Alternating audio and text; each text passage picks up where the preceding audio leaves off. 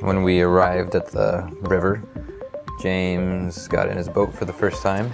He hadn't been in a pack raft, and he tightened down his thigh straps and he rocked back and forth a little bit on the shore. It was rainy, we were pretty wet, but he had a huge grin on his face and he looked up at me and he said, "This is not shit." Now then, my first ever sit in an alpaca raft, and it actually looks like you can do things with it. I'm very impressed. To use pack rafts was Dan's idea, and James was along for the ride, but he wasn't convinced it was the right way to go. I met Dan 2 years ago in India, in Meghalaya, and Dan was friends with James. When we were in India, Dan proposed that crossing Iceland would be kind of the ideal test of these pack rafts for the alpaca boats. He was really interested in doing it by going over the ice. He hadn't been on skis before, so that was exciting for him. But we made it happen, pulled in James. I flew over from Alaska. We met in Reykjavik. Dan and James both showed up with boots that they'd never worn before and skis that were already out of fashion when I was in high school.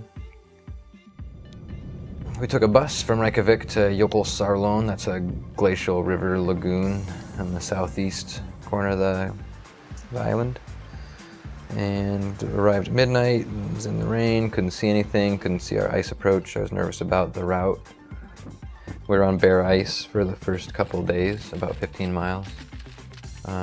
But the cracks were really friendly. They were open kind of like V's rather than slots. So the hazard of slipping, falling into a crack wasn't that great. We were able to just walk through with crampons and eventually got to snowline and roped up, and were able to move a little bit faster in the snow, but really not much just because it was so soggy, so wet. And then my ski broke and there was just fog the whole time. It was pretty brutal. Basically, we were navigating by GPS and compass, and so just head down looking at the compass for 3 days straight.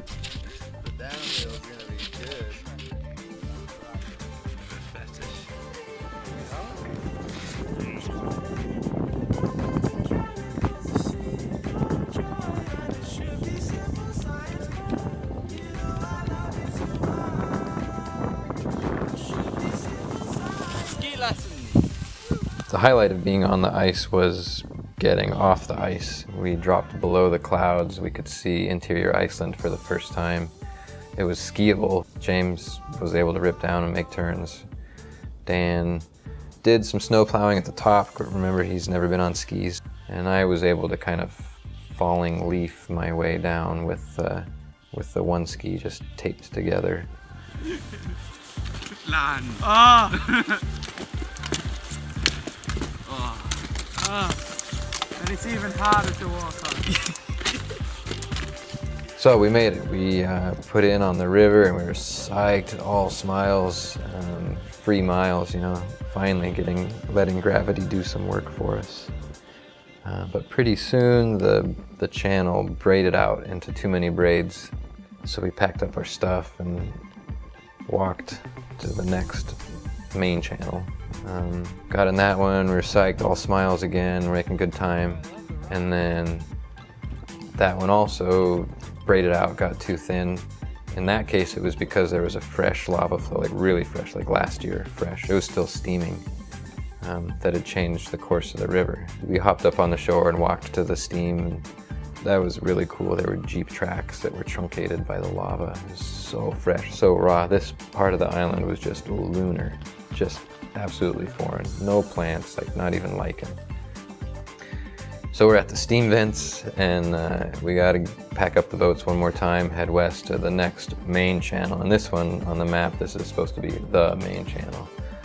And we get to it, and it's awesome. It's clear. It had been particularly cold this summer, so there wasn't that much glacial silt in the river.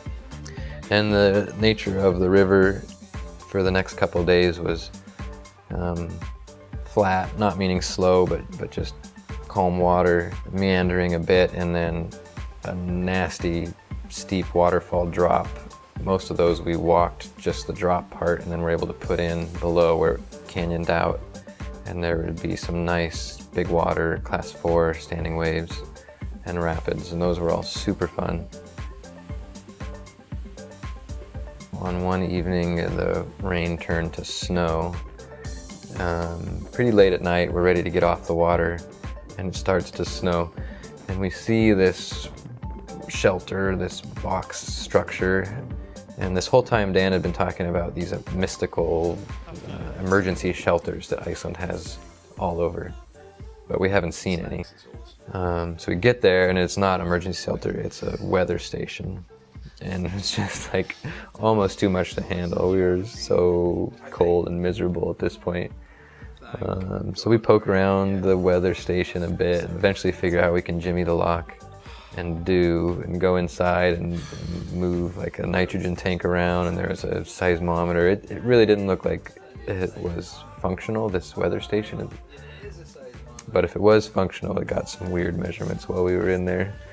And we just sardined in, and it was so nice. We woke up in the morning, there were 3 inches of snow. This is mid-July, just kind of unacceptable in my book.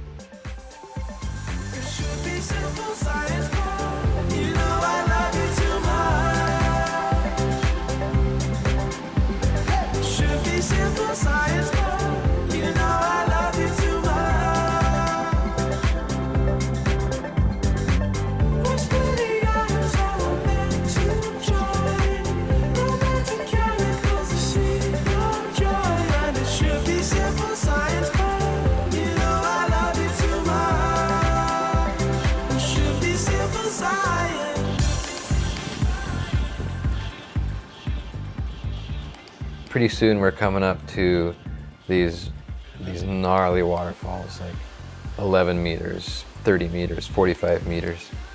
And we know they're coming, and they're pretty easy to see. Probably half a mile away we could see the first mist, like a plume of mist coming off this waterfall. We just decided to portage the whole chunk. That was about 6 miles that we walked. And we pushed late into the night that night to just get it done with, do the whole portage so that in the morning we could raft the canyon. So this canyon was awesome. Sustained, class 4. It's what I had been nervous about the whole trip. And the reason I feel pretty comfortable in class 4, but this big water stuff is different. It's like you are supposed to go in the meat of the rapid. Like you go in the middle where it looks the burliest, which is just not intuitive for me. So these guys would get me lined up, and I'd just follow their tail through. And I would go into these rapids thinking, you're kidding me, right? Like, there's no reason I should be right here. Like, why aren't we off on the side skirting this? But if you're on the side, you're into all these weird eddies and whirlpools, and the water is climbing and dropping. If you're in the middle, there are these big wave trains, but you just kind of get bounced around. But I was gripped. I was totally on edge and white-knuckled, and I didn't take pictures, I didn't take video, we just got through it. It was a beautiful canyon, like these incredible basalt cliff walls with all this columnar jointing. Like, we could not have asked for a more beautiful setting for that water. We finished with a pretty painful 10 miles of flat class 1 water just to get to the beach, and Dan jumped in. James and I were just kind of over it. One of the coolest things about this trip was sort of the reminder of how much my motivation to adventure is driven by wanting to learn and wanting to improve. Even though the weather was crap and we couldn't see the scenery for the first half of the trip, it was awesome to sort of push my comfort zone a little bit and come out of that feeling like a better paddler. Thoughts on Iceland, James? Thoughts on Iceland. I should have known, the clue being in the name, that it was going to be very cold, but it surprised even me. Extremely cold. Mid-July. Mid-July. Do you know what? Do you know what I really miss? Fog. Really miss fog. I wish we'd seen some fog on this trip. It would have been lovely.